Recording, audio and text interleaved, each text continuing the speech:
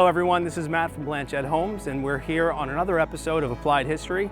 Today we're at the 1825 Jailhouse, where we're going to learn how to do some repointing. But first we're going to go meet the owner, who's going to tell us a little bit about the history of the jailhouse. Let's go check it out. Hey Matt. Hey Chuck. How you doing, man? Thanks for having us. Nice to have you come. Yeah. Okay, so we're here with Chuck Griffin, the owner of the courthouse. Chuck, thanks for being here. Jailhouse. Jailhouse. Oh, I apologize. The courthouse is across the mount. Yes, and it's a very big part of the story because Charles Bulfinch designed that for the city, essentially, at the time, and the county participated 50-50. And then 25 years later, they came here to do a jail that could supply and hold the prisoners for the court. Okay. And it's spelled G-A-O-L because that means you haven't been found guilty yet. Okay. So it's an old English spelling. All right. So Chuck, who's Stuart Park? Stuart Park was the county engineer at the time, and he was doing jails all over the state and other buildings. The canal, Lawrence Canal. He did the dry dock for Old Ironsides, and he came here in 1823 at the request of the state of Newburyport to the county. Yeah. And did this building. It was the last building he did. Okay. And we're lucky to have him because he's a man of rare talents. He did the New Hampshire courthouse. All right. Among other major buildings. Cool. And you'll see with the finish and all the treatment of the jail how he went to extra lengths to make it particularly beautiful. Awesome. Is there anything distinctive about the way he built the jail? Well, it's one of the first buildings made of Rockport granite. Okay. Barbara Rickla has been here, and she says in her book it's the first stone that came out from Rockport probably came here. And how big were those blocks? Well, the longest ones go up to about 18 feet, and they're 2 foot tall and almost 2 foot thick. Wow. So they're amazing. They were taken out, of course, by oxen and put onto ships, onto boats, and came into the harbor and then brought up here on wagons. Golly.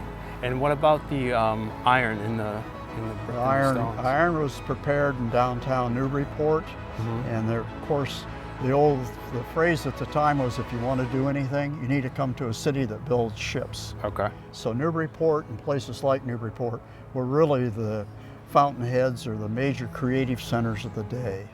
They're like you'd say today where Tesla is in Southern California. They were that at the time. Cool.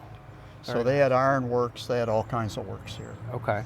So you took over the jail in 1987? Yes, I moved here then. And what have you done to help preserve the jail since you've been here?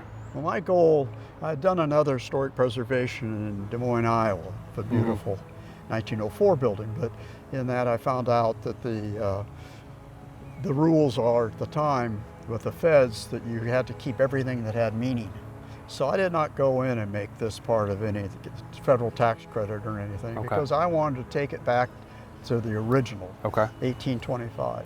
So there was a dormer here, there were chimney extensions, there were all kinds of things around here that had been added on. Since I wasn't controlled by the National Park Service, I took all that off. So what I tried to do is make it as much of what Stuart Park did or what he would have done. I was arrogant enough to think, is this Park-like? Is this Stuart Park? Is this the sort of things he did? So that's what you'll see. Cool. What about interior-wise? Is there any rooms that you've Well, it's all just about a year and a half ago we remodeled it. So for almost a third of a century, I didn't touch that building. Except to fix the roof and to put windows in it. And I thought it would be wrong to touch it. Then about 2 years ago, I decided the person that should touch it so that it's a living building, not a dead thing, should be me, because I think, it sounds arrogant, but I think that I have the training and particularly the architectural history. I go to Greece and Italy and England all the time and see all these things. Awesome. So I think I have the training. Well, we took the window grills out. That was the single biggest thing, and that was a heart-wrenching decision. But they were 2 layers of grills, about 2 foot apart, with double bars like that, riveted. And you couldn't reach the window. The whole situation was a nightmare, and it cut out the light from the inside. So my son used a 1/16 of an inch cuts on all Wow. those grills. They weigh like 600 pounds each. Wow. And put them in the cellar, the basement of the new addition. Uh-huh. Stacked them perfectly with copper Huh. on them, telling what cell, what window. Wow. So it all could be put back quite rapidly. If somebody needed to. If somebody, we haven't done anything to this that isn't restorable. Okay. It's Awesome. the same way I'd like to have found the Parthenon. Yeah. I can only imagine. Yeah, Yeah. it'd be nice to have found. Awesome.